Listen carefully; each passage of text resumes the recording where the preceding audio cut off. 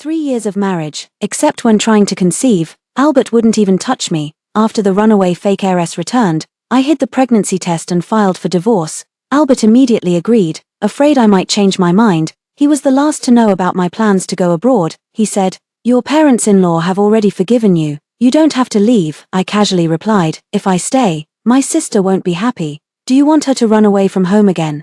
"I'll come back to see you when I have time." Albert paused for a moment and fell silent. Soon after, he became engaged to the fake heiress. But later, on a stormy night, Albert appeared at my doorstep and asked, "You never planned to come back, did you?" Hello, everyone, welcome to my channel. Subscribe us to read wonderful stories every day. Now the story begins. The day I went to Albert's company, I happened to see the new intern leaning close to him, chattering about something.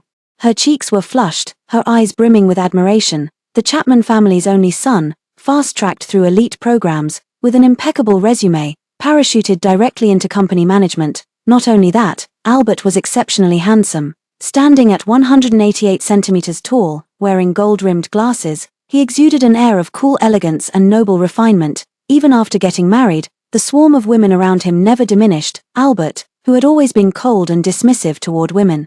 Albert unusually refrained from scolding her. I knew why, because she bore a 5 or 6 out of 10 resemblance to Caroline, especially those bright almond-shaped eyes of hers that blinked when she spoke. If it were before, I would have rushed over, linked arms with Albert, and declared my sovereignty. But now, for some reason, watching this scene, I didn't feel the slightest bit upset in my heart. Even more considerately, I went to the adjacent lounge. The secretary who led me here looked shocked. Her earlier embarrassment completely gone. I had barely sat down for 2 minutes when Albert arrived. His narrow eyes rested on me. "Why didn't you come straight in?" I hadn't even spoken when I saw that intern from earlier step out from behind him. She stuck out her tongue and said, "It's all my fault for messing things up, making Mr. Albert take time out of his busy schedule to teach me." I didn't say anything, just looked at Albert and said, "I made lunch and brought it for you, no need."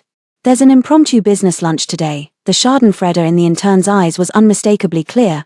I nodded, picked up the lunchbox, and left. Albert frowned slightly. "Let me walk you." Before he could finish, the intern cut in. "I'll escort Mrs. Pay out of Albert's sight." She gave me a provocative smile. "Don't you dare hate me. After all, Albert doesn't like you either. I just did what you did back then, Tilda." I was stunned for a moment. It took me a moment to understand what she meant.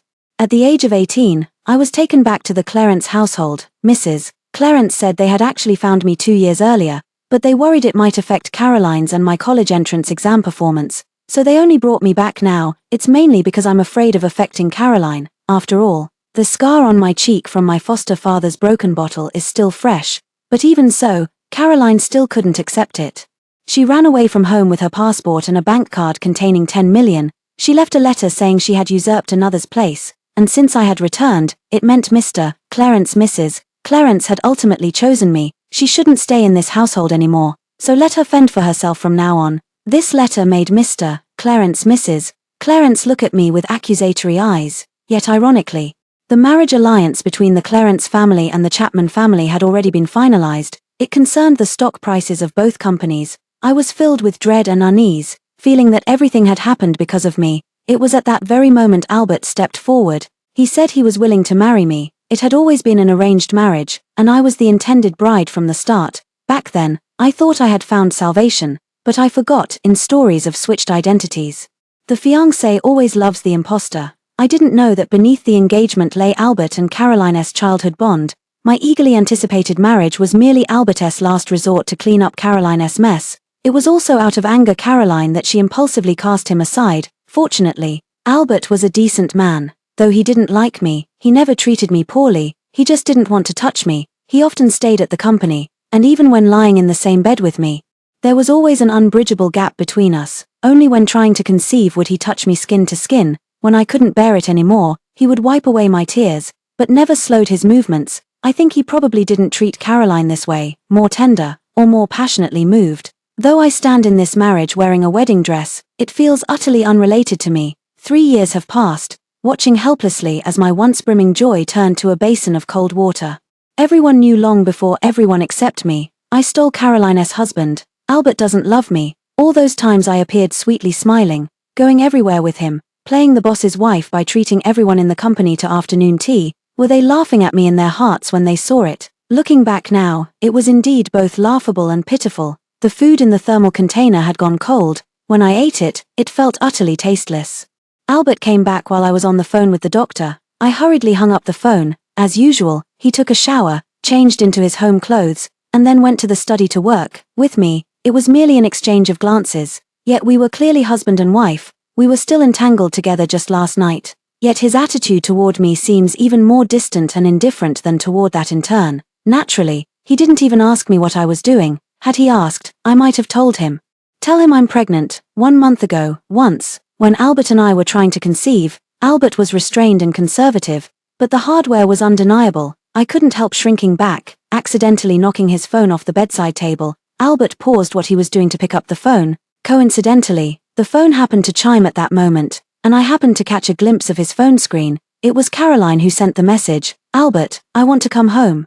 Albert pulled away from me, put on his clothes, and went to the study, probably to call Caroline. For some reason, at that moment, I found the lingering scent of Albert on me quite unpleasant, very dirty. I went to the bathroom and scrubbed myself clean for 2 full hours. When I stepped out of the bathroom, as expected, Albert still hadn't returned. I was so exhausted that I fell asleep the moment my head hit the pillow.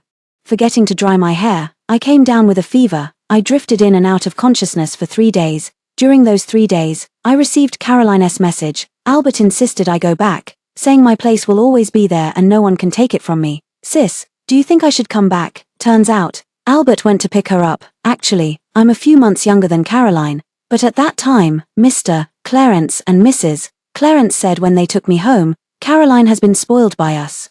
Not as sensible as you, you'll be her elder sister, so take good care of her. And so our sisterly relationship was established. No one ever asked me if I was willing. I called Albert's secretary and asked where Albert had gone. The secretary said it was Mr. Albert's private itinerary, and he wasn't quite sure. I called Albert. No one answered. Albert didn't reply to me until 3 days later, asked me what was wrong, without a single word of explanation. During these 3 days, Caroline spent time with Albert while sending me many stories of their past together. She skipped classes and dragged the top student Albert to accompany her.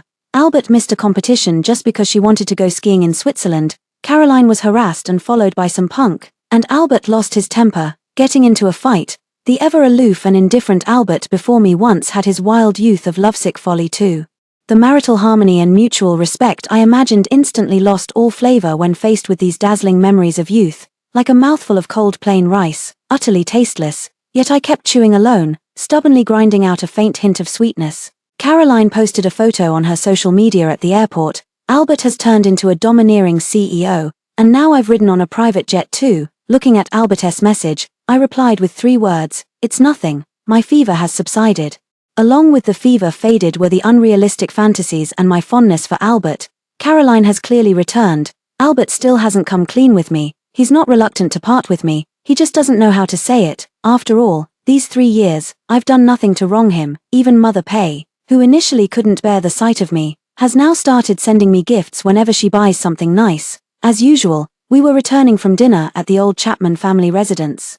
I sat in the back seat of the car with Albert, an empty space between us. I thought I should make things clear with Albert. He deserved the right to know, a way to give myself closure for these 3 years, for this love affair that belonged to me alone. Albert, actually, I'm preg. Suddenly, the driver slammed on the brakes. Fortunately, we were still within the villa area, and the car wasn't moving too fast. I instinctively covered my stomach. Albert didn't notice, his gaze fixed outside the car.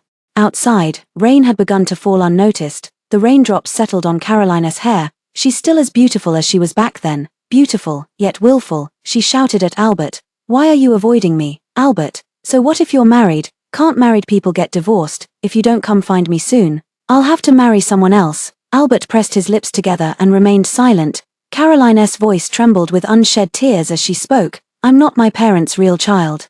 The moment I returned, they wanted to use me for a political marriage. She is lying. As early as the first year of my marriage to Albert, Mr. Clarence Mrs. Clarence had already found her. She spent all her money abroad and contacted them, but she refused to come back, calling myself an unnecessary person. I happened to come across her Instagram. She was having the time of her life abroad. During holidays, Clarence's villa always stood empty. Mr. Clarence Mrs. Clarence would always fly abroad to find her. They seemed to have deliberately forgotten about me. Their daughter, How could such loving parents force her into an arranged marriage? Albert, could you bear to part with me? Caroline was asking him, yet her tone carried absolute confidence. She was certain Albert wouldn't bear to. I instinctively looked at Albert. His eyes were dark and inscrutable, his face expressionless.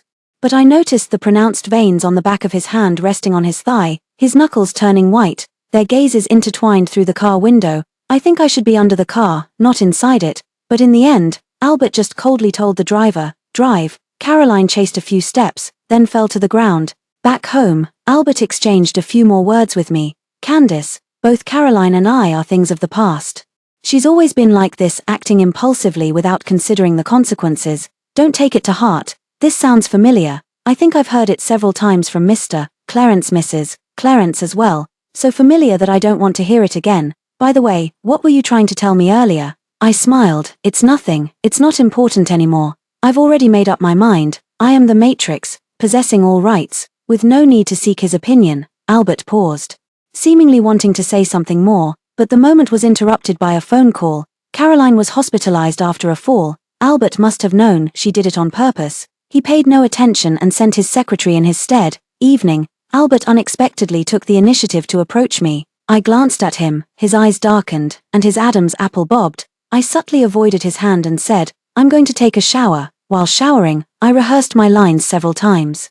What to say when asking for a divorce? After 3 years together, we should at least give it a proper ending. In the end, I never found the right moment to say it, because when I came out of the shower, Albert was gone. He left me a message, "I'm going to the hospital." I sighed, not entirely unexpected. Perhaps Albert didn't need my sentimental farewell. Early the next morning, just as I was about to leave, Albert returned. His face was weary, his brows and eyes tinged with irritation, dark circles beneath them. Clearly, he hadn't slept all night. Rubbing his temples with an apologetic expression, he said, "Sorry, something urgent came up last night." Before he could finish, he noticed the divorce papers I had left on the table. His figure came to an abrupt halt. The room was utterly silent. After a moment, Albert parted his lips and said, "Have you made up your mind?" As he spoke these words, the tension in his brows eased slightly, like a weight lifted from my heart.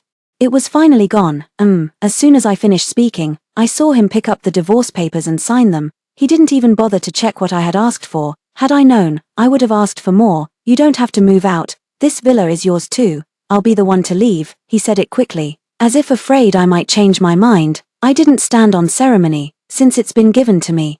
Even if I don't live there, I can always sell it. As for my decision to leave, there's no need to explain much to him. After all, we're no longer husband and wife. He doesn't need to know. After these words were spoken, the living room sank into silence once more. In the past, I didn't communicate much with Albert either, but the current silence seemed to make him somewhat uneasy. He pursed his lips. I knew this was his subconscious gesture when he was unhappy. He looked at me, his gaze slowly roaming across my face. Just then, his phone rang. It was a specially set ringtone. Who was calling went without saying. I could tell. Albert knew I could tell too, but he never avoided me because of it. This time was no different. He walked toward the study while answering the phone. The moment the study door closed behind me, I stepped out of the villa's main gate. I walked away from this place that had confined me for 3 years. 3 years ago, I entered with nothing but hopeful anticipation. 3 years later, I departed with a full harvest and tranquil composure. It's actually a very good arrangement. So, I don't hate Albert at all. In fact, I even wish him and Caroline a happy marriage. Albert just doesn't like me, that's all.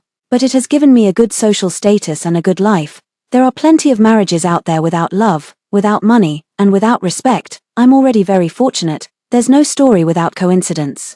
I saw Albert accompanying Caroline for her checkup. Caroline's leg was wrapped in bandages, likely from when she fell while stopping the car that day. She asked excitedly, "Albert, did you really get divorced? Why didn't you tell me immediately? Candice, that old hag, didn't pester you, did she?" Albert practically told her the moment it happened. "After all, we only signed the divorce papers this morning. You lied to me before when you heard I was being stalked by a pervert.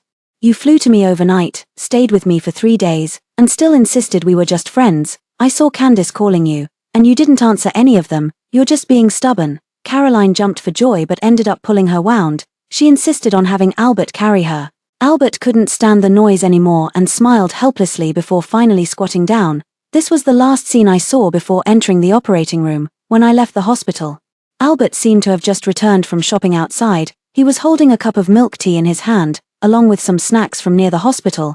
The Albert in front of me was terrifyingly disciplined and never ate such things. Turns out, when someone is special, she can break all his rules. Albert paused for a moment when he saw me. How did you get here? His gaze instantly turned sharp. He seemed to think I would go looking for Caroline to cause trouble. I smiled. Just a minor surgery. Albert's gaze fell upon my pale lips, and he suddenly fell silent. What kind of surgery? Why didn't you tell me? I was just thinking of how to brush him off when I heard a woman's voice behind me. What took you so long? I'm starving. Caroline's complaints carried a coquettish tone. I lifted my foot and brushed past Albert. 1 month later, I received a call from Albert. He asked me, "Have you moved out?" From the night we signed the divorce agreement, Albert moved out, apparently. When he went to the villa to pack his things, he discovered I had already moved out too, but I never expected he would go there personally. He took over the company at a young age, wishing each day had 48 hours. I see his secretary more often than I see him. It was during that time I accompanied Caroline that he disappeared for 3 days. After receiving my affirmative reply, Albert paused and said, "That's just as well, perhaps it's for the best." I understood.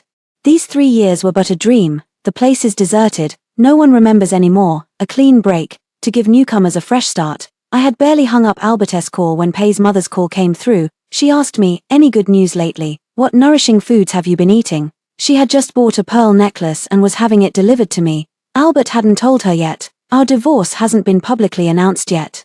We need to find the right timing. It mustn't affect the company's stock price. For old time's sake as husband and wife, I agreed to this request. But why even keep it from Pay's mother? Whatever, she is Albert's mother. Let Albert handle it himself. The day before departure, I attended a dinner party as usual. Before leaving, I received a message from Caroline. "Candice, I have a gift for you. Is this to thank me for not continuing to pester Albert?" I didn't think much of it. Over these 3 years, I've made some friends in the circle. Since we probably won't see each other often from now on, it's time to say goodbye. When I arrived, several wives were discussing their husbands. Which one is keeping a mistress outside? Which one is flirting with the female secretary? Seeing me, someone said enviously, "Candice, your husband is still the best. But I heard that Miss Green from the Green family has had a crush on your husband for years. The Greens traded a project for your husband's secretary position. You'd better watch out." Span. So Albert's face is worth that much. Huh, no wonder he kept that secretary by his side. But none of this concerns me anymore. By the way, why hasn't your husband come? I explained. He's already busy enough. How could he possibly find the time to come? I've lost count of how many times I've said this. After 3 years of marriage, Albert has never attended any event with me as husband and wife. Maybe he's genuinely too busy, but at this very moment, a lady suddenly looked behind me and exclaimed in surprise, "Isn't this your?" She quickly stopped herself, casting a sympathetic glance my way. A premonition seemed to stir within me. I turned to look. A tall, elegant man and a petite, lovely woman. They walked arm in arm, like a loving couple. It was Albert and Caroline. "There are so many reporters at the door. How could your husband not know to avoid suspicion? Bringing his secretary to the banquet is one thing, but with your sister too." I wanted to come up with a more dignified excuse, but it was proving rather difficult. Mr. Clarence Mrs. Clarence publicly claimed I was the posthumous child of a relative, which is why they adopted me. Few people know that Caroline is the mistakenly switched fake heiress, but almost everyone knows that Albert was supposed to be Caroline's husband, and that I drove Caroline away to seize the opportunity. Albert seemed startled by the reporters at the door. He hardly ever attends such occasions and didn't know reporters would be staking out the entrance. Even if he knew, he thought he wasn't a celebrity and wouldn't be the focus of reporters' attention. But he was wrong. His face alone was more popular than some D-list celebrities. A reporter asked him, "Mr. Albert rarely makes public appearances, but this isn't Mrs. Chapman, is it? We all just saw Mrs. Chapman go in." "Excuse me, Mr. Albert, did you cheat?" I heard Albert's face darken as he coldly said, "Private matter, no comment," very much in line with his usual style. But the Caroline beside him suddenly had red-rimmed eyes. "Are you Mr. Albert's lover?" She forced a smile as the reporter's microphone nearly shoved into her mouth, looking particularly pitiful. I had a premonition in my heart, so it was, "This is Caroline's real gift for me." Indeed, Albert grasped Caroline's hand in reverse and said, "I'm already divorced." He chose to sacrifice my dignity and the company's stock price to save Caroline. I was met with a chorus of schadenfreude and eager anticipation for drama. Albert lifted his gaze, locking eyes with me. His expression changed, and he instinctively moved toward me, but he still had Caroline hanging on his arm.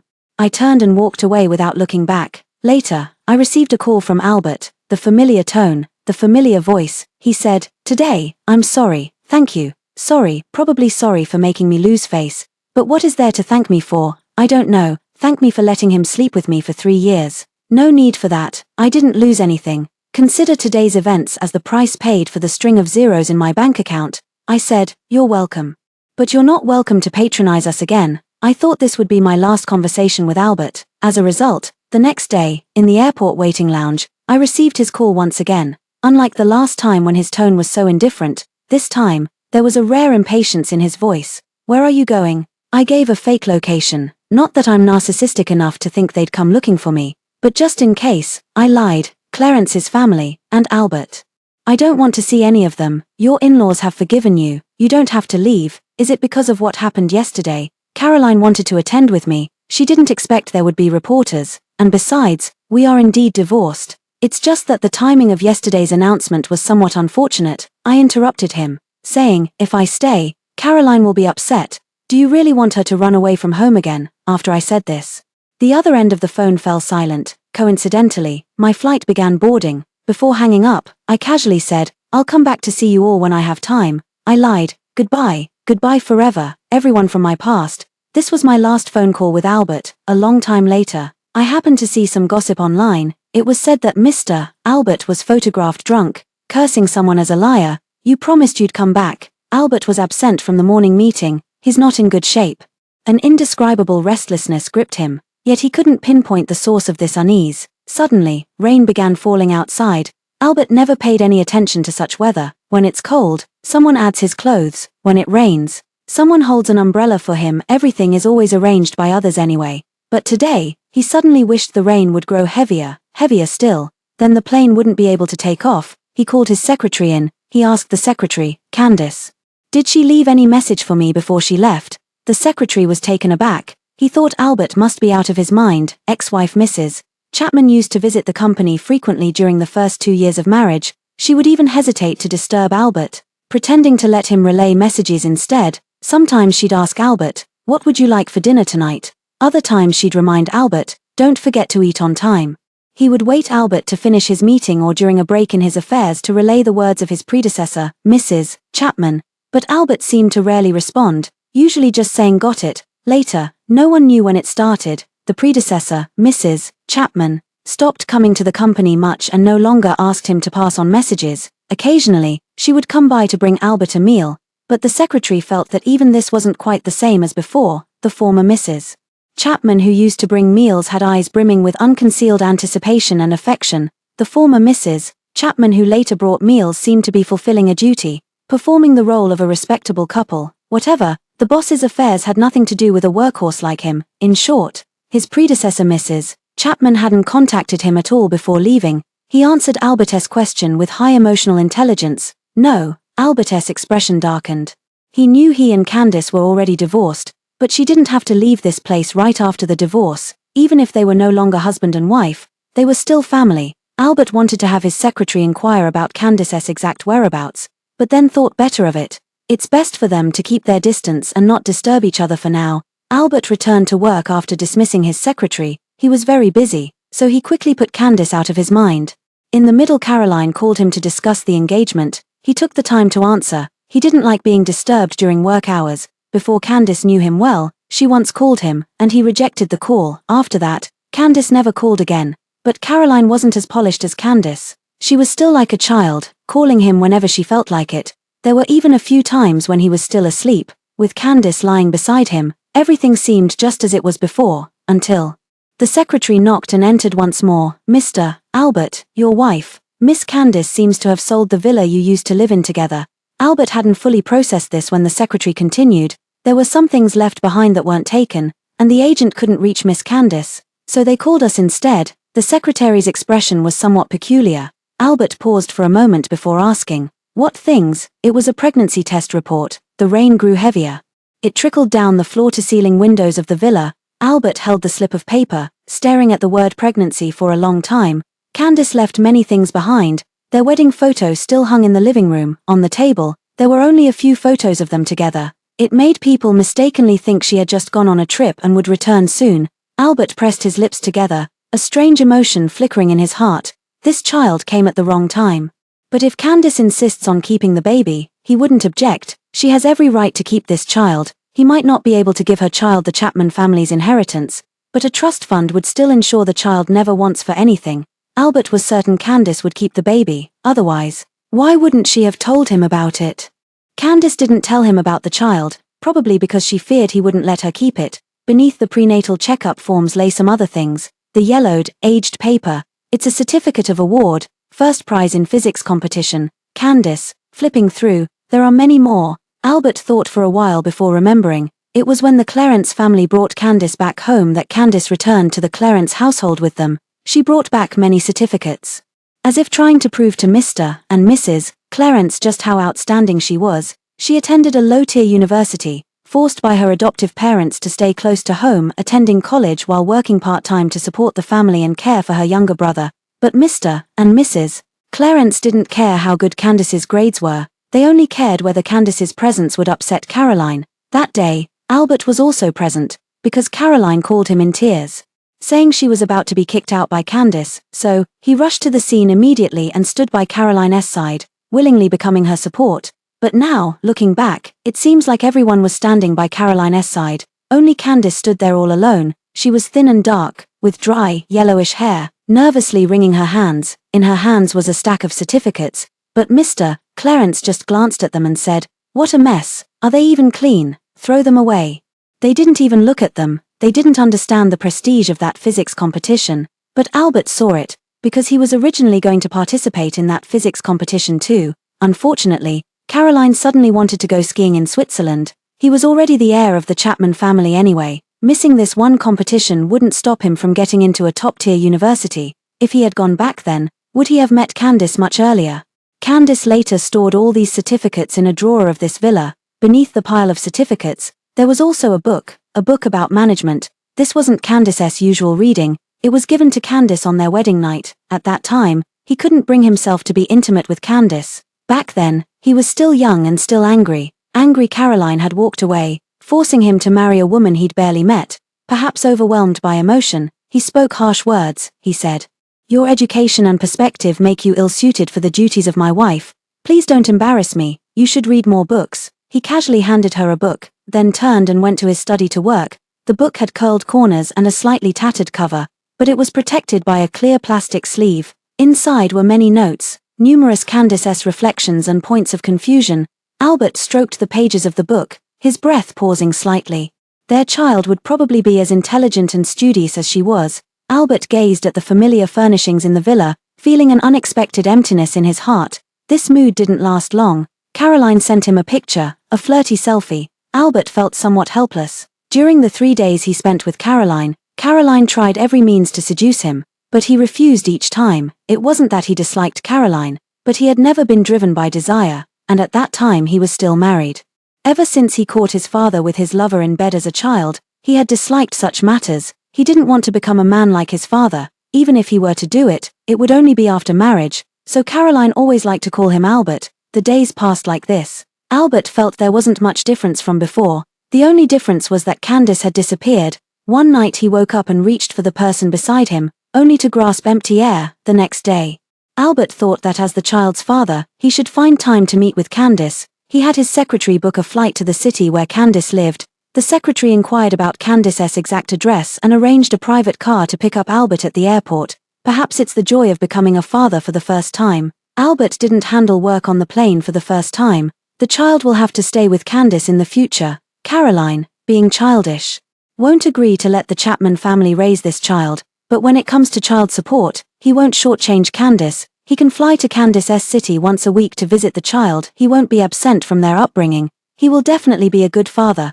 Candace needn't worry that he won't love their child. He had thought it through perfectly, only to receive a message from his secretary the very next moment. "Mr. Albert, I couldn't reach Miss Candace. She must have blocked my number." Albert was stunned for a moment, then opened his chat interface with Candace. The most recent message was still from several months ago. Caroline was making a scene at the hospital, refusing to let them disinfect her wound. Mr. and Mrs. Clarence had no choice but to call him. Out of respect for his elders, he agreed to visit Caroline. When he left, Candace was taking a shower. He sent a message, "I'm going to the hospital. Candace replied with 2 words, "Okay," scrolling up further. It was when he was accompanying Caroline during that period and missed Candace's call. He asked her, "What's wrong?" Candace said, "It's nothing." Those few words of message, Albert read over and over again. Suddenly, he felt a pang of panic, sensing a premonition in his heart. He sent a message to Candace. "Where are you?" What responded was a red exclamation mark. "I applied for a master's degree in the physics department, a very good school, because I spent a fortune on my application and used Mrs. Chapman's identity. The price was being looked down upon by my classmates the moment I enrolled. A world-renowned school naturally attracts hidden dragons and crouching tigers, many exceptional talents. The wealthy are beyond counting. There are quite a few who are both intelligent and wealthy. Darcy is one of them." On the day I was scratching my head in frustration, completely unable to derive any experimental data, he adjusted the black-framed glasses on the bridge of his nose and said mercilessly, "Given your intelligence level, you've chosen the wrong major for gilding your resume." I smiled without rebutting and continued burying myself in experiments. After pulling several all-nighters, one evening, Darcy left a step too late. As he passed by me, he glanced at my computer screen. To his surprise, he discovered I'd actually done it. Suppressing a smug grin, I calmly turned to meet his gaze, but his next words wiped away most of my good mood. "Actually, there's a simpler way you could do this." Yet I had to admit, having always benefited from elite systematic education, he was indeed far more skilled than me in physics. After realizing this, I proactively sought him out several more times to ask questions. The first time, he was still a bit surprised. Later, he got used to my shamelessness. Even someone as smart as Darcy has his troubles. For example, the recent trend of hot nerd, he's exactly that type. There had been girls showing interest in him before, but now there were even more. I watched with schadenfreude as he kept a straight face, deliberately went 3 days without washing his hair, and wore a crumpled plaid shirt. I finished laughing and then threw myself back into my experiments. Student life is always both bitter and fulfilling. This year, I've rarely thought about Albert. In the beginning, in the spring sunlight, amidst the summer night cicada songs, within the autumn wind's swirling dance of colorful leaves, and when winter snowflakes land upon my shoulders, sometimes I think of Albert. Of the 3 years we walked together, I remember how he stood before me, facing the accusing Mr. Clarence, Mrs. Clarence, saying, "I can marry Candace." I remember waiting for him to finish work with joy in my heart, throwing myself into his arms, only to be pushed away as his face flushed red. I remember, in the darkness of night, the sound of his suppressed, restless panting. I remember the way he carried Caroline, but I don't know when it started. His face grew increasingly indistinct. Perhaps it was that day I finally completed the experiment, recording the results in my thesis, or perhaps it was another day. My method is more efficient than Darcy's, and he awkwardly admitted that he had been prejudiced against me and underestimated me at first. Of course, it could also be this day. The weather was fine, the sun was shining brightly. I realized with absolute clarity that my life shouldn't be trapped in a marriage that was wrong from the very beginning, that endless darkness of the past wasn't caused by me, nor should it confine my entire life. My departure was the absolutely right choice. Suddenly, Albert's face never appeared again. Between experiments, I scrolled through my phone. On the trending list was a name I once knew all too well. Engaged Albert was photographed drinking heavily late at night. In the video, he was slumped in the parking lot, being helped into a car by his secretary. He kept shouting liar with his mouth. "Liar, Candace, you're truly a liar," a previously friendly lady called and said. "Did you see the trending topic? You rushed into this divorce too hastily. Do you know that in the days after you left, Albert worked overtime so much he nearly ended up in the ICU. He got engaged to your sister but kept postponing the wedding." She wanted to say more, but I cut her off with the excuse of needing to attend class. She must be confused. "Albert, what does his overtime have to do with me? As for his relationship with Caroline, it's even less of my business." Because of that trending topic, netizens quickly dug up my identity. I'm Albert's ex-wife. Some people say they're already divorced, yet this woman still clings to her ex. Has she no shame? I've seen plenty of these ex-wives, can't find anyone better, so they want to go back to their ex. A netizen retorted below, "Where did you see the ex-wife clinging to him?" This message was quickly deleted. It's obvious someone is controlling the comments. Soon, another insider leaked that I was actually the other woman who stole someone's partner. Albert wasn't originally my fiancé. It's all too clear whose handiwork this is. The situation had been brewing for most of the day. As I walked across campus, someone secretly took my photo. People were pointing and whispering about me. But soon, the trending topic was taken down. Albert, the company, also issued a statement saying they would take legal action against those spreading rumors. Albert didn't help clear my name. Then again, if he had clarified, Caroline might have been labeled as the ex trying to rekindle an affair. For the entire day, Darcy treated me with unusually good manners. He hesitated as if wanting to comfort me. Evening, when I left the lab, Darcy followed me. I glanced at him, and he quickly said, "Don't get the wrong idea, I just happened to be done too." On the way back, someone tried to take a sneaky photo of me, but he loudly stopped them. He was like an unrestrained puppy, yapping and yelping without restraint. I had intended to stop him.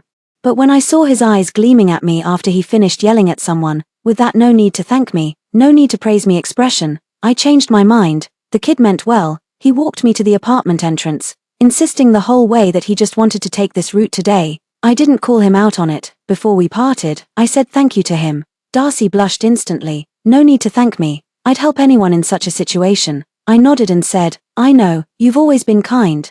When others isolated me, thinking I only had money but no ability, he was the only one willing to help. The isolation of adulthood is less childish than in youth, yet nearly unbreakable, polite, distant, tacitly forming teams with others. Only Darcy, after speaking harsh words, was willing to pair up with me. Darcy walked away with clumsy, mismatched steps. I thought the farce was over, but I didn't know the photos taken today would bring me trouble again. I don't like rainy days.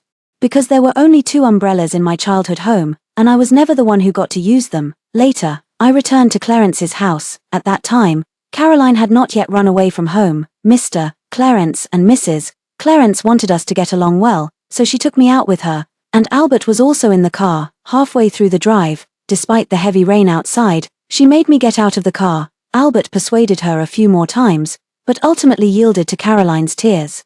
I got out of the car and stood in the rain for an hour before the bus finally arrived. The day I left, the rain nearly grounded my flight too, delaying my school enrollment. After starting a new life, I bought 2 umbrellas. One stays at home, the other in the lab. I never got caught in the rain again. Tonight, a storm suddenly struck. I sent a message asking Darcy if they had arrived home safely after leaving. Before receiving a reply, there was suddenly a knock at the door. A year had passed. Albert appeared at my doorstep. He was still dressed formally, wearing a suit and tie, with his shirt buttoned all the way to the top. Yet now, raindrops trickled down his hair onto his pale, almost cold-looking skin, slid past his thin lips, and landed on his expensive suit.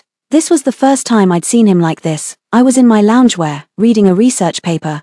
Albert's gaze shifted from me to the shoe rack by the door. Upon seeing no men's shoes there, he let out a sigh of relief. "Candace, the rain's too heavy, I can't get a cab. Lend me an umbrella." Darcy turned back and bumped right into Albert face to face. Both of them froze in shock. Seizing the moment, I pulled Darcy inside the room. I coquettishly said, "I told you not to leave earlier." Darcy quickly snapped out of it. With terrible acting, he said, I was planning to stay too." After speaking, he guiltily glanced at me, his ears turning red from lying. But Albert didn't seem to notice. His expression darkened instantly, his tone icy as he asked, "Your boyfriend?" I nodded. "Candace, he clearly looks like a student. The age gap between you is too big, and he doesn't even have a stable job. He's not suitable as a partner." I scoffed. "Albert, did you come here just to tell me this?" Albert frowned tightly. There seemed to be a trace of hurt in his eyes as he looked at me. "No, I came to see our child." As his words fell, both Darcy and I froze in place. I immediately realized he might have found out from somewhere that I had been pregnant, yet he didn't even know I had already terminated the pregnancy. There was no harm in telling him. "Albert, the baby is gone." Albert was stunned, looking at me with disbelief. "Really? I'm not lying to you. Do you remember when we met at the hospital that time? Caroline had scraped her leg. You were with her, and I happened to be there that day." Albert clearly remembered. That day, he had gone to buy food for Caroline and even indulged her antics at the hospital. When he ran into me, he thought I was there to cause trouble for Caroline. His face turned pale inch by inch until it drained of all color. I don't know Albert what he's thinking. He actually bought the apartment next door and moved in temporarily. I've run into him several times when going out. Darcy has pretended to be my boyfriend a few more times. But this method clearly isn't working. Albert didn't come because he couldn't let go of me, he came for the child. Moreover, he saw right through Darcy's disguise. But what I don't understand is why he still hasn't left, even after I told him the child was gone. When I asked him this, he froze for a long moment before saying, "The company has business here too." Such an obvious excuse. I turned and walked away immediately. "Candace," Albert called after me. I kept walking as I heard him say, "Even if we're no longer husband and wife, can't we at least remain friends?" Ridiculous. Not many days passed before Caroline showed up too. I heard her arguing with Albert. You think I don't know why you came here? You saw someone post her photo and immediately flew here after checking the location. You told your secretary not to reveal your whereabouts, all just to find that old woman, didn't you? Albert said. Caroline, Candace is your sister. To hell with sister. What right does that country bumpkin have to be my sister? Caroline seemed to have completely forgotten about our switched identities long ago. She yelled and screamed, drawing complaints from the neighbors. Caroline has been abroad for 3 years, but her English still doesn't seem to be very good when fighting back. She could only repeat the same few curse words over and over. Albert sighed and asked his bodyguard to deal with the neighbor situation. Caroline was punching and kicking Albert, but Albert showed no displeasure, only helplessness. I heard Albert say, I just wanted to figure some things out. Caroline clearly wasn't accepting this answer. She slapped Albert, then ran off with reddened eyes. Quite the soap opera moment. Darcy and I watched with great interest. Darcy asked me, what exactly is your ex-husband trying to figure out here? He doesn't even study physics. I glanced at his well-defined arm muscles. He's such a hot nerd, hot enough, and nerdy enough. Later, Albert came to see me a few more times. I ignored him every time. What you need to figure out has nothing to do with me. Please don't disrupt my life. The last time I saw Albert, it was another rainy night. He blocked me at the doorstep. You never planned to come back, did you? Why ask such an obvious question? Candace, why are you so heartless? I just went to the hospital, and now you want a divorce when I return. Albert's voice trembled as he spoke, even choking up slightly, like a wronged child. I looked at him in shock, shocked by his shamelessness. I retorted, what else? Wait for you to bring it up. Albert choked on his words. If I hadn't gone to the hospital that night, would we still be divorced? I told him bluntly, yes. Our marriage was a mistake from the very beginning. Albert retorted, it wasn't a mistake. If it wasn't a mistake, why did you repeatedly go behind my back to see Caroline? Albert flusteredly denied it, only that one time, and that one time, it was because Caroline said she was being followed. She was too scared, she wanted to go home, so, he went to pick her up, only that one time. We can try getting back together. There are plenty of couples who remarry after divorce. Besides, I've never done anything to betray you since we got married. Albert stubbornly stared at me, waiting for a positive response. I didn't want to say it outright, it would make me sound like some bitter, resentful woman. It seems he wouldn't admit it unless I spelled it out clearly. I said, that photo on my study desk, the one of you and Caroline, was taken during high school, wasn't it? That doll you've been carefully preserving, Caroline gave it to you, didn't she? You gave me the cold shoulder when I cut the roses in the yard because you and Caroline planted them together, didn't you? Albert opened his mouth, but no words came out. I knew it. After marriage, Albert might not have done anything to wrong me. Perhaps he never slept with Caroline, yet he still regarded her as the most special person. Albert wanted to treat her as an ordinary friend, often having his secretary handle matters instead, but when Caroline truly lost her temper and became upset, Albert could never remain indifferent, just like those 3 days, just like when the reporters asked their questions. Caroline had always been the most special person to him. Uncontrollable favoritism has left me increasingly lonely in this marriage. Albert's eyes flickered with panic. He wanted to explain something, but ultimately realized any words would just sound like excuses. I walked into the apartment. Behind me, Albert said his last words to me. Why did you wait until I understood my own feelings before telling me all this? I closed the door. Albert moved away. It never appeared again. Darcy confessed to me that day. Albert and Caroline weren't married yet. Related hot searches appeared online again, directly accusing me of sabotaging Albert and Caroline's relationship. Just like last time, a bunch of trolls are smearing my reputation. But unlike last time, Albert publicly issued a statement. He said, the Chapman family's marriage arrangement was originally with the Clarence family, without specifying which young lady of the Clarence family, so there's no situation where I stole Caroline's husband. Then, he added that he had already cut off contact with me and hoped netizens wouldn't disturb me either. This time, he actually acted somewhat like a man. Yet Darcy still found this statement unsatisfactory. He sought out his hacker friend. As a result, the truth about the switched heiresses was exposed that very day. The greedy couple had swapped their child with the wealthy family's baby. The fake heiress pretended to run away from home, only to end up abusing drugs and sleeping around abroad. After squandering all her money, the fake heiress returned and forced the real heiress to divorce. What a steaming pile of drama, backed by evidence and vivid imagery, far more explosive than those vague, half-baked scandals from before. Caroline immediately had people delete the posts and suppress the trending topics, but Darcy's friends were one step ahead. As soon as one post was deleted, a new one popped up. The final result was, Caroline was left utterly disgraced. Darcy got her reward and was thoroughly satisfied. Many years later, on the day Darcy and I got married, Mr. Clarence and Mrs.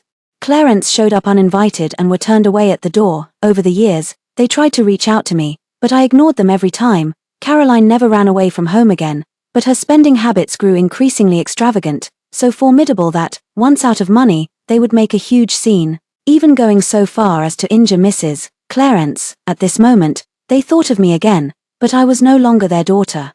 They only acknowledged me after I turned 18, by then I was already an adult, no longer in need of guardians. They kept my social kinship records unchanged, both for convenience and to please Caroline, so legally speaking, they're just strangers to me. As for my adoptive parents, after the child-swapping scandal came to light, they never contacted me again, probably fearing I'd send them to prison. All that remains in my life are those I love, and those who love me. At the wedding, Darcy was crying as we kissed, and I thought I saw Albert pass by in a fleeting glimpse. The end. Story 2. Discovering Devin's infidelity. He didn't panic or deny it. We talked, divorced, all very calmly. On the way to get the divorce certificate, I couldn't help but ask him, "Why did you insist on fighting for our marital home?" "That thing," Devin said nonchalantly. Deirdre got jealous and insisted on personally destroying all traces of me being with other women to vent her anger. He shook his head, his tone amused yet indulgent. "Childish fool." I froze for several seconds, staring at his profile glowing with delight at divorcing me. Swinging my bag, I smashed it into his face, sending blood flying from his nose. I suffer from emotional detachment, Devin when he asked for a divorce. I handled it with my usual calm rationality. As the at-fault party, he readily agreed to cede most of our marital assets to me. The only thing he insisted on keeping was our marital home.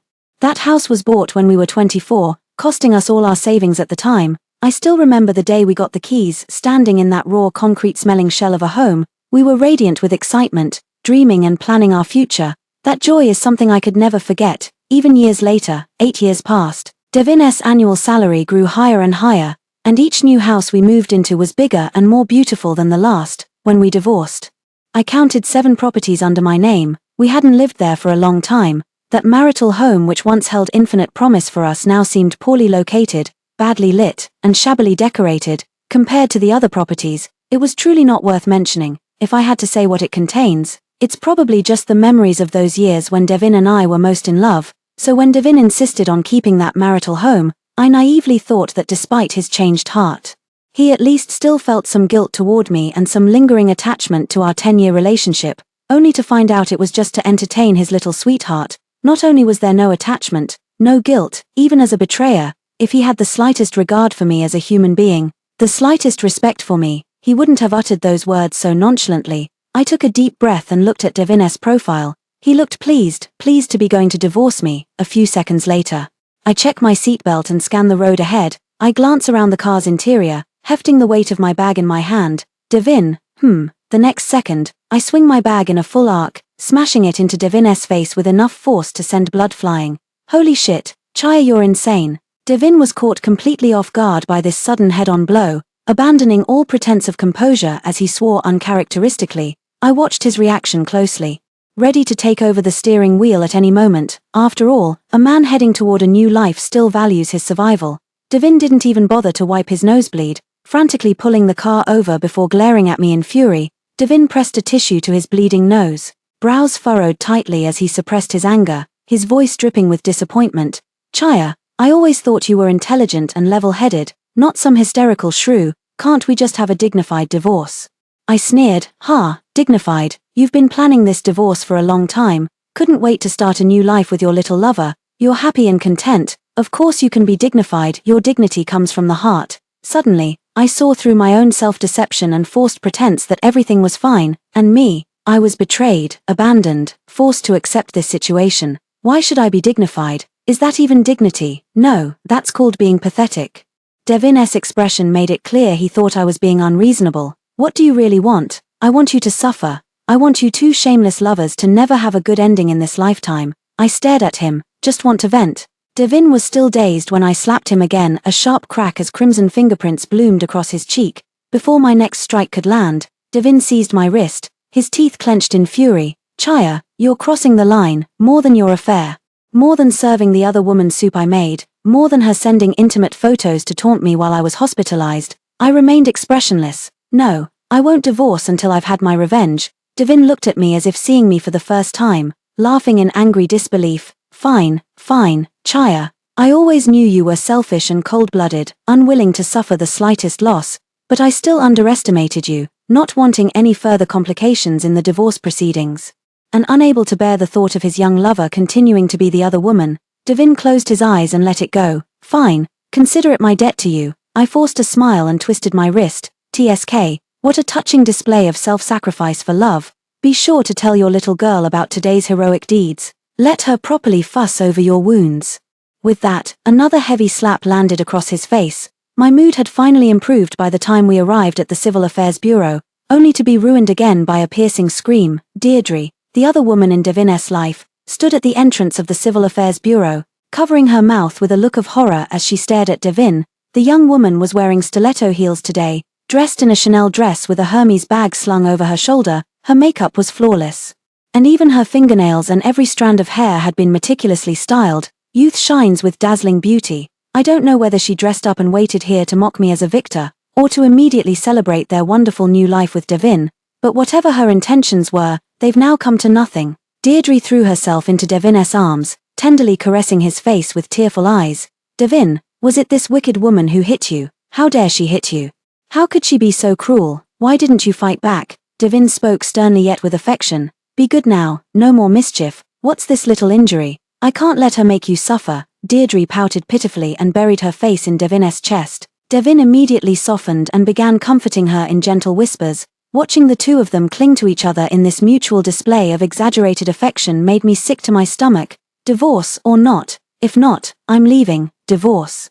Devin let go of the girl, not wanting to have taken those slaps for nothing. Deirdre spread her arms and blocked my path. No wonder Devin can't stand you. You apologized to Devin first. She was half a head shorter than me, glaring up at me with tearful eyes, pouting angrily, a recklessly adorable kind of courage. No wonder Devin likes her. Being with a girl like this really makes you feel like you've regressed to adolescence, both mentally and intellectually. I stuffed the divorce papers into my bag. Then keep being the other woman, living like a thief in the shadows for the rest of your life. The day I'm in the mood to settle accounts, Devin, I can reclaim every cent he spent on you. I glanced at her expensive designer outfit and nodded, including that outfit you're wearing. The little girl immediately quieted down. Under Devin's comforting words, she stood aside obediently with a pitiful look, watching us go through the divorce procedures. After the paperwork was done, Devin shielded the little girl as they got into the car and left. I walked to the entrance of the Civil Affairs Bureau and took a deep breath, the December cold air filling my lungs. The pain in my chest welled up belatedly. I remembered Devin saying in the car just now that I was selfish and cold-blooded. That wasn't the first time he'd evaluated me like that. Devin had put in tremendous effort when pursuing me 2 years without any response. He'd sighed and said as much back then. Chaya, you appear gentle and tender, but in truth, you're more selfish and cold-blooded than anyone else. To avoid getting hurt, you refused to take the risk of letting anyone into your heart. Yet it was precisely someone as selfish and cold-blooded as me who, after getting together with him, let down all my defenses for his sake. After graduation, we both wanted to pursue postgraduate studies, but financially, it was impossible. Just then, I received an excellent job offer, so I gritted my teeth and told Devin to focus on his postgraduate exams while I worked to support him. The rent in big cities is exorbitant, and with just my salary to cover living expenses, I could only afford a small room without a private bathroom. Back then, I was really poor, couldn't afford to eat out. I bought a small induction cooker and set it by the window to make simple meals. When we occasionally got bonuses, we'd go together to eat lamb spine hot pot at that restaurant at the end of the street. It was also in winters like this that lamb spine hot pot warmed us best. Devin would always pick out the meatiest bones for me. One time when he saw me meticulously searching through the finished hot pot for any stray pieces of meat, Devin got teary-eyed. He said, "Chaya, I've made you suffer." He told me to wait for him, promising that someday he'd make sure I could eat whatever I wanted, buy whatever I desired. Without even glancing at the price tags, he said, "Believe in me, I'll make you the woman every other woman in the world envies." Promises are always beautiful, but reality turns its back without mercy. Last month, I passed out from acute appendicitis and was taken to the hospital by a passerby. I called Devin countless times, but no one answered. A stranger's account sent a photo. In the photo, a young girl, vibrant and beautiful, was proudly taking a selfie with Devin's phone. Confiscate uncle's phone, no answering calls from others. Behind her, My husband Devin stood leaning against the door with crossed arms, smiling indulgently at her mischief. The next day, Devin came to the hospital. Under my calm gaze, he spoke in a weary tone. Chaya, it's been 10 years. People grow tired of anything. Whatever you want, I can compensate you. Deirdre is young. Don't take it to heart. Returning home, I somewhat regretted my impulsiveness. Violence is never the right solution. Life is long, and I can handle this matter more gracefully, or take more clever revenge on them. Just as I was reflecting, I saw Deirdre's social media post. Probably to comfort Deirdre for the shock and grievance she suffered, Devin took her out for a lavish meal and indulged in shopping until her hands were nearly full. The little girl seemed to be in a good mood after being coaxed, wearing a small dress and stepping in little high heels. Sitting in a high-end restaurant with a proud and coquettish expression as she made a V sign with her fingers. At this point, all a certain resentful woman can do is throw a tantrum. What else can we do? Just humor the menopausal woman, I suppose. Among her series of accompanying photos, there was one of a fair and delicate ankle, loosely adorned with a few delicate loops of a foot chain. I recognized it. That was the necklace I'd left in the marital home.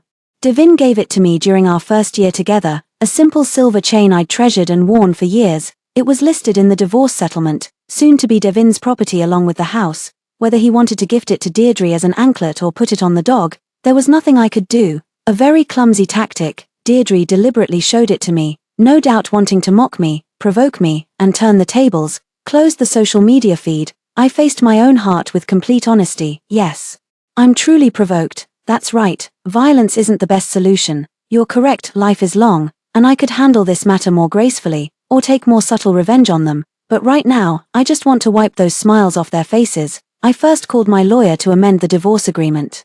I've changed my mind. I want Devin to leave with nothing. The lawyer pondered for a moment. This request might be quite difficult to fulfill. It's okay. My gaze fell on the phone screen, Deirdre's face beaming with smug triumph. After all, I'm not the one who can't afford to wait. Hung up the phone. I went to the walk-in closet and picked out a hardshell bag with metal corner guards, drove out, and headed straight to the mall where Devin was shopping. I found the two of them arm in arm at the mall entrance. A bag swung up and hit. The metal corner guard cut Devin's brow, and blood streamed down. Deirdre screamed again. Devin clutched his forehead in anger. Chaya, what madness are you up to again? I raised an eyebrow. What, you want to fight back? Glancing at the rapidly gathering crowd of onlookers, Devin ground his teeth. What kind of person do you take me for? I nodded. That's good. Then came another solid slap across the face.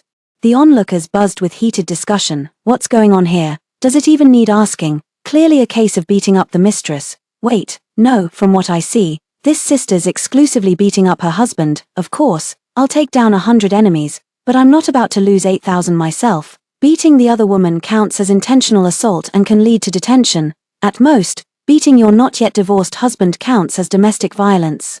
As for how domestic violence is handled, well, everyone knows. The young woman, unconvinced, argued loudly. He's already going to divorce you. We've paid you compensation. What more do you want?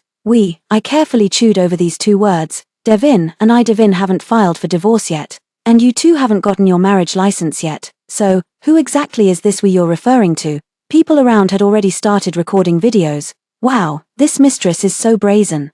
And calling him uncle, they don't even look that far apart in age. What kind of kink is this? Hurry, film this. Let's see if this cheating husband will hit his wife for his mistress. Devin hadn't completely lost his wits yet, probably out of embarrassment. He desperately tried to drag Deirdre away, but the little girl stubbornly resisted, sending shopping bags scattering across the ground. Devin fumbled in panic, and I seized the opportunity to whack him a few more times with my bag. Sometimes the blows landed on him, sometimes on Deirdre, who couldn't resist poking her head out from his arms. Indiscriminate attacks. Amidst the chaos, Deirdre lost her shoes. The necklace she wore as an anklet slipped off, tripping her and sending her tumbling hard onto her backside. The necklace flew away, disappearing into the crowd of onlookers. Despite Devin's protests, Deirdre still called the police. We were taken to the police station. My lawyer arrived immediately and took charge from the rear. I'm sorry, officer. I bowed my head sincerely and apologized with complete compliance. I suddenly discovered my husband's affair, betrayed and abandoned. I was so heartbroken and overwhelmed that I lost my composure. In a moment of impulse, I couldn't help but hit him. I've caused you trouble, and I'm truly sorry. The officer taking my statement paused, looking at me with some hesitation in his eyes. First time doing this? Yeah. First time. The policeman frowned. The lawyer spoke up promptly. The criteria for identifying domestic violence are persistence and frequency. My client's actions absolutely do not qualify as domestic violence. It was simply an overreaction due to extreme emotional distress. The officer set down his pen and delivered his verdict. This is a marital dispute. You two should go home and work it out through proper communication. Deirdre suddenly stood up, her voice shrill. What?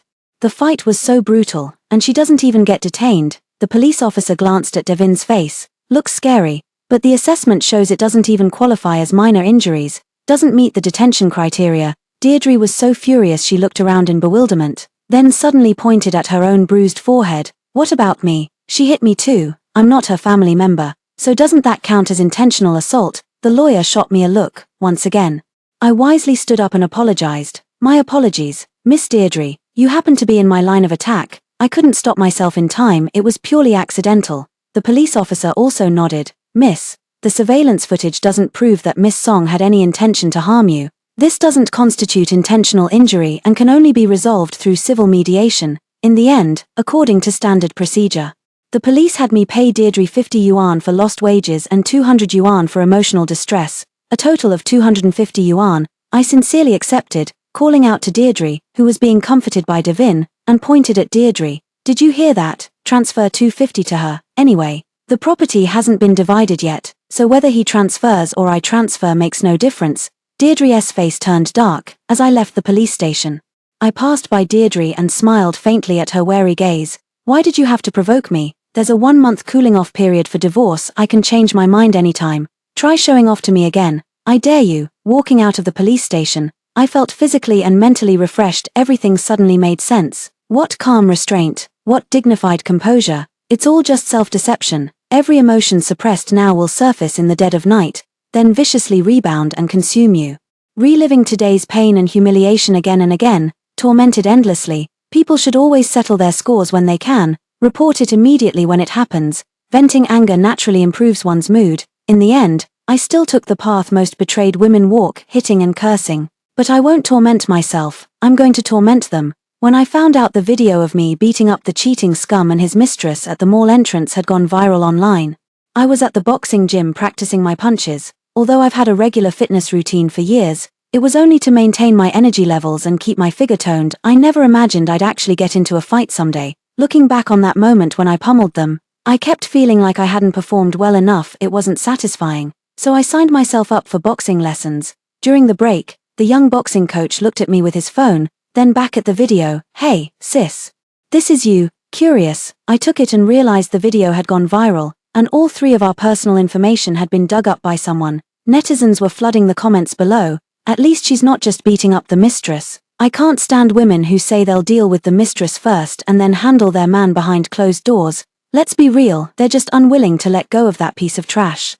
Women really should focus on fitness. Look at the wife's toned and defined muscles, so much power when she throws a punch. The wife is so gorgeous. Was the scumbag blind or what? Some people sided with Devin and Deirdre. Am I the only one who thinks this guy should just get a divorce? Yeah, the wife is way too violent. What man wouldn't prefer someone gentle? She's practically pushing him away herself. If it were me, I'd choose the other woman too. She's so delicate yet still shields the man from harm. Any man would be moved by that. I'm a woman too, and I feel the same way. Sometimes we really need to look within ourselves for the reasons. Don't women feel embarrassed when they make such a scene of themselves? Walking away with dignity is what a true leading lady would do. Perhaps seeing that someone was speaking up for her, Deirdre created an account and posted numerous close-ups of her injuries to garner sympathy.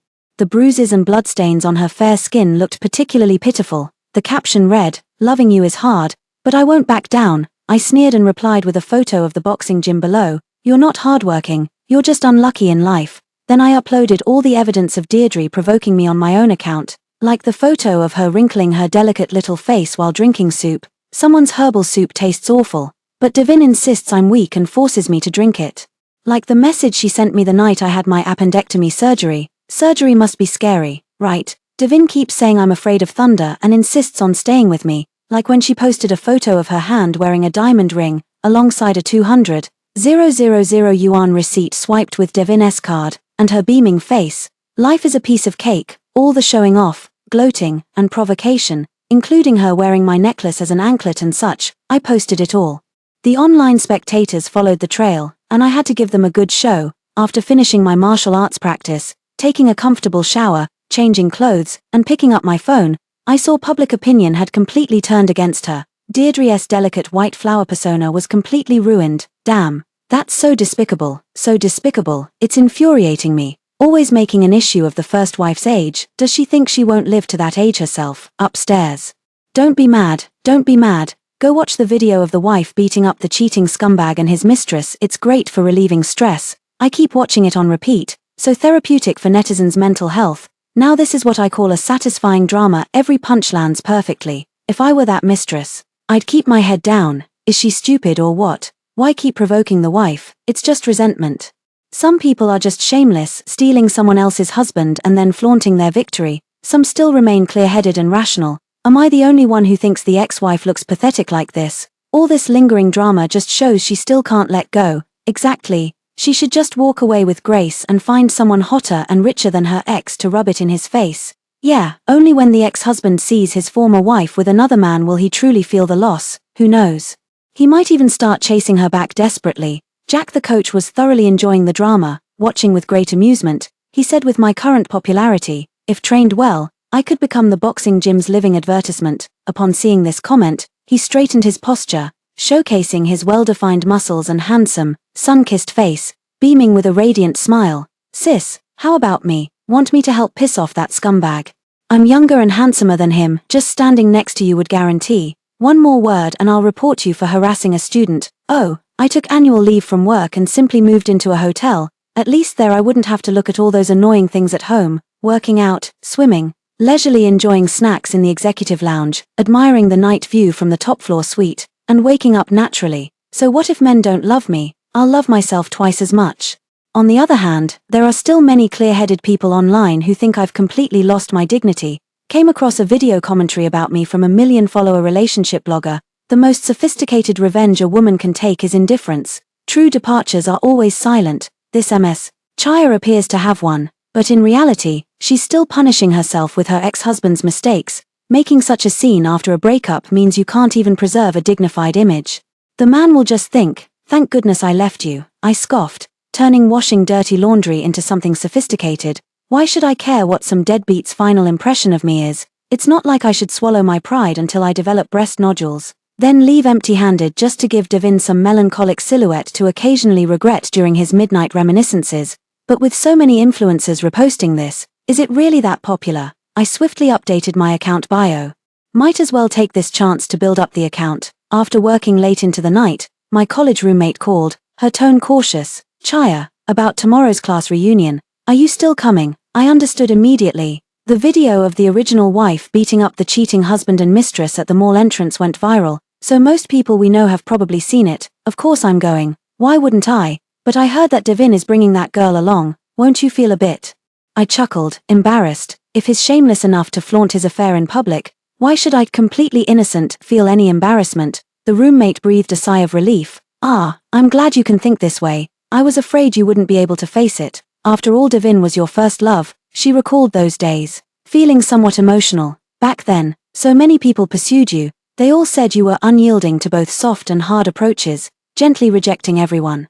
Yet you agreed to be with Devin, and once you started dating, you became incredibly devoted, walking from campus to marriage over more than a decade. It's only natural you can't let go. My heart gave a slight twinge. Let's not mention sunk costs. See you the day after tomorrow, on the day of the class reunion. When I pushed the door open, the lively crowd instantly fell silent. Everyone was looking at me strangely. I looked back. Deirdre sat beside Devin, cradling a small dog in her arms and feeding it butter cookies. I recognized them as my own baking. I enjoy baking, not so much for eating, but for the creative process. Devin sometimes takes a few jars to the office to pair with coffee, claiming they're healthier than store-bought pastries. Deirdre spotted me and fed the dog another cookie, her eyes flashing with unmistakable defiance. What kind of garbage is this? Only fit for dogs. I nodded. Pretty good. Better than being eaten by you. By the way, just a reminder, the person next to you has been eating it for years. Deirdre slowly came back to her senses. His gaze shifted from confusion to anger.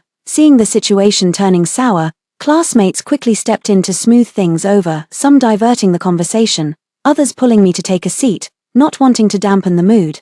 I went along with it, laughing and chatting as I sat down. After several rounds of drinks, Everyone's spirits were high, reminiscing about college days, some pulling out graduation photos, others digging up old meal cards. The atmosphere was just right when Deirdre suddenly interrupted. Speaking of old things, I actually found quite a few while cleaning the house yesterday. She pulled out from her bag photos of me and Devin, the peace charms we got together at the mountain temple. Handwritten letters Devin gave me during business trips, so many things, all old keepsakes I'd carefully preserved in our marital home. She held them up one by one, examining and commenting on them loudly with contempt. Look at this photo, it's so ugly, even a handsome guy like me looks terrible in it. And this one, what superstitious nonsense, only old aunties would believe in this kind of stuff. Deirdre picked up the plain silver ring we bought during our first Valentine's Day with her chopsticks, flipping it around disdainfully, keeping a worthless silver ring like it's some treasure. You really have no taste for the finer things. The students exchanged glances, stealing looks at my reaction. I stood up and splashed a glass of ice water in Devin's face. Were you asleep? Don't you know how to control the things you brought? Then to Deirdre. You've really gone through the trouble, not only taking in a big piece of trash, but also finding the time to gather all these little scraps of garbage and bring them over. Devin quickly wiped the water from his face, pulled me aside, his voice low with suppressed anger. It's all because of what you posted online. Deirdre was cursed at for 2 days and cried all night. She didn't even do anything to you, didn't name names, just took out her anger on some of your things. Was it really necessary? She deserved it. I casually smashed the empty glass right onto Devin's nose bridge. You had it coming. Devin's nose, still not healed from the last time I hit it, started bleeding profusely again. Deirdre screamed once more, and several classmates quickly stepped in to separate Devin and me. Chaya. Devin growled through gritted teeth, unable to contain his anger any longer. With so many classmates watching, aren't you ashamed of making such a scene?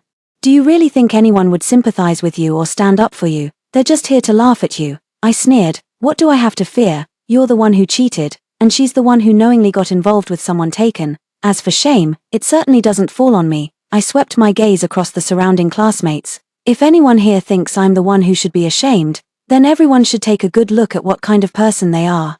A few classmates who had been smirking and enjoying the drama just moments ago now looked stunned, awkwardly lowering their heads. Devin took a deep breath and pushed the door open.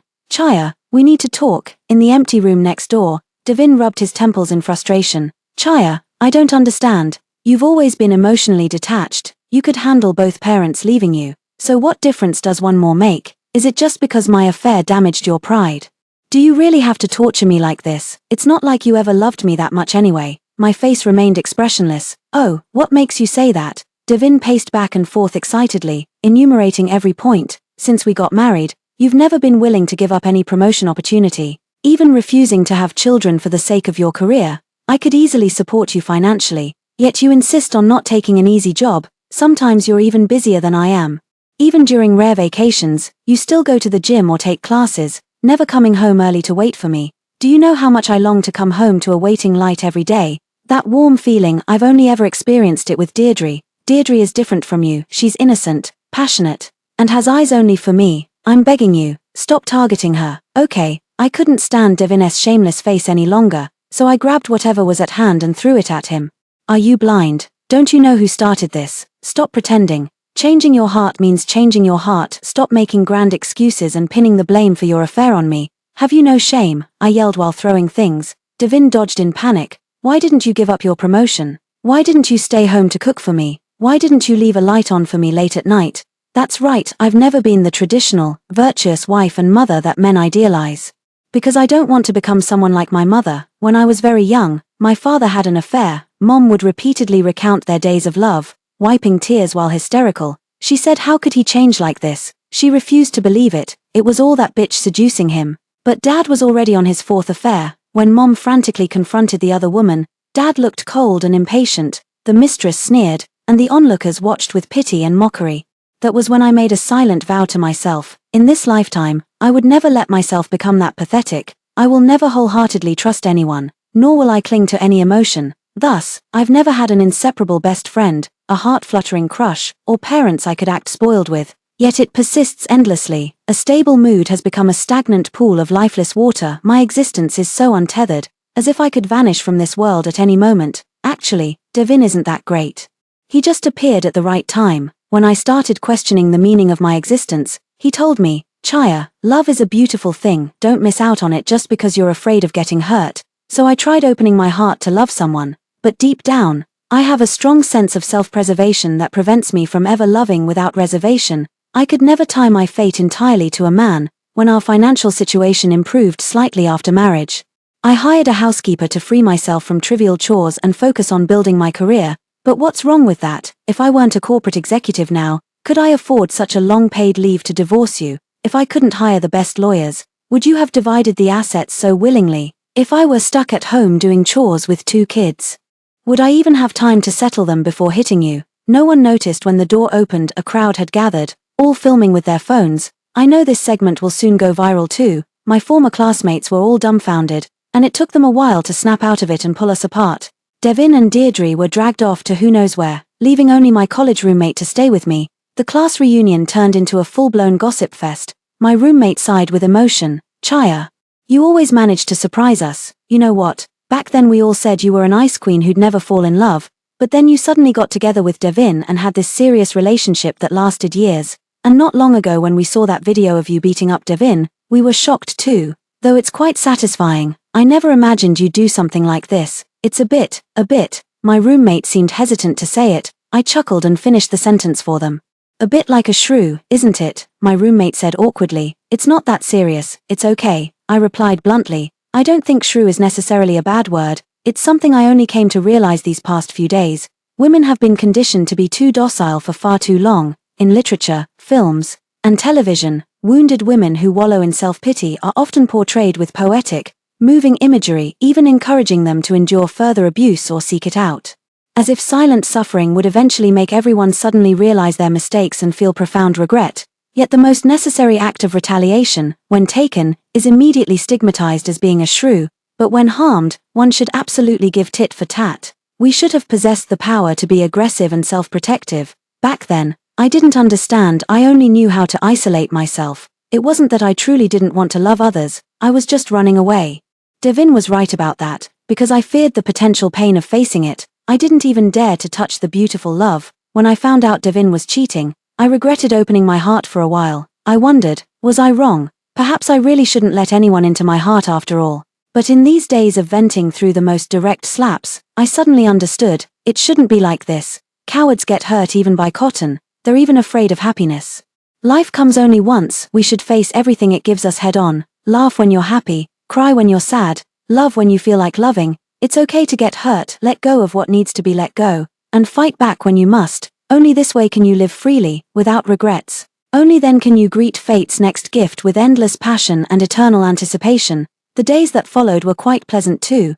Deirdre, whenever she couldn't resist acting up and pissing me off, I'd find Devin and give him a good beating, afraid he might fight back in desperation. I always brought along Jack the coach as my bodyguard. Eventually, it got to the point where just raising my hand would make Devin and Deirdre instinctively duck their necks with terrified looks in their eyes. That's more like it. They have no right to flaunt their happiness in front of me. It's too sickening to watch. A scumbag and his mistress should keep their heads down and slink around like this. I'm quite satisfied, but Deirdre still hasn't learned her lesson completely. After finding out she was pregnant, she couldn't resist sending me her pregnancy test results, her tone dripping with smugness. 6 years of marriage without conceiving. No wonder you got dumped. Thankfully my womb is fertile. And Devin is over the moon. I studied her belly with keen interest. This was absolutely hilarious. Wasn't this just blatantly telling me her womb couldn't wait any longer? Deirdre soon regretted her provocation with bitter remorse, because I didn't show up on the day we were supposed to get our divorce certificate. While she was frantically bombarding me with angry calls, I was vacationing on the beach, filming content for my fans. Chaya, how could you go back on your word? I lazily bask in the sun. I'm furious. I simply don't have the energy to get divorced without taking a vacation first. Let Devin go get a new Q number. The livestream room was buzzing with excitement. She's truly mastered the marriage law. Haha, reverse psychology. As long as I stay calm, others will panic. Let's see if the mistress dares to act smug now. After the rearrangement, before the wedding registration date arrived, Devin first received a court summons. The lawyer drafted a new contract for me, demanding Devin leave with nothing. Devin initially refused outright and dragged it out for another month. But as Deirdre's belly was about to show, the young woman, who cherished her beauty and dreamed of looking stunning in a wedding dress, wanted to marry as soon as possible. She cried and made a scene, pressuring Devin to agree to the divorce terms. Devin, you make $1 million a year, you'll earn it back eventually. If we don't hold the wedding soon, I won't even fit into my wedding dress around the waist. Devin gritted his teeth and signed the agreement. I successfully secured all marital assets. My previous viral videos gave me significant exposure, and by live streaming the divorce process, I've gained hundreds of thousands of followers. Doing the math, this divorce might just make me rich. On the day we signed the agreement, Deirdre had tears in her eyes, looking as if she had suffered the greatest injustice, and bit her lip as she asked me, "Are you satisfied now, with this cooling-off period over? What excuse could you possibly have not to cooperate?" I smiled faintly. "Don't worry, I promise I'll be there this time." On the day they collected their divorce certificates, Devin and Deirdre held their breath the entire time, not daring to make a sound, only exhaling in relief once the green booklets were in their hands. This time, I meant what I said, because the bomb I planted for Devin was about to explode. If we didn't draw a clear line now, I was afraid Devin would change his mind. But now is the time. The day after receiving their divorce certificate, Devin and Deirdre had just finalized their wedding invitation designs when Devin's personal information could no longer be contained online. The renowned foreign company where he worked responded swiftly, issuing a sternly worded statement that very day. The core message was just one sentence: "Mr. Devin has seriously violated our company's core values and employee code of conduct. His employment contract is terminated effective immediately. An annual salary of $1 million, gone." Deirdre wanted to follow my lead in building an online presence. She rushed to flaunt her diamond ring and baby bump, only to have her account permanently banned by the platform for promoting inappropriate values. At the same time, my lawyer sent me a message: "Mr. Devin faces substantial penalty fees due to termination of employment." Coupled with previous excessive spending and the division of marital assets already completed, preliminary estimates show debts nearing $1 million. I glanced at the phone notification, took a sip of iced coconut water, my feet buried in soft white sand, gazing at the azure sea and sky. I replied with 2 words: "Not bad." In the live stream, fans were spreading the news with great joy and excitement. "Congratulations Chaya for escaping the misery and thriving on your own. May the scumbag and the homewrecker stay together forever." One unemployed, the other banned. Perfect match. This ending is so satisfying I could wolf down 3 bowls of rice in one go. I gazed at the boundless sea horizon, the ocean breeze lifting strands of my hair as I smiled with effortless radiance. My emotional detachment seems to have healed quite naturally on its own.